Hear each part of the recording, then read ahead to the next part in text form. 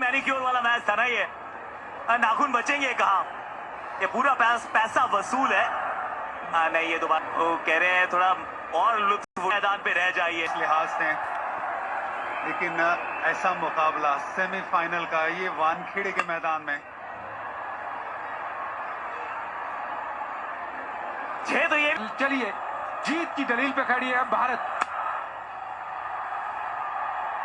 भारत के ईस्ट में भी हम है, भारत के वेस्ट में भी हम है, इस टूर्नामेंट में बेस्ट भी तो हम है भाई, भारत है हम। इतिहास का कर रहे हैं हम पीछा और इतिहास की एकदम दहलीज पर हो गए जाके खड़े। ईडन गार्डन्स में हराया हमने वेस्ट इंडीज को और यहां थी अब इंग्लैंड की बारी।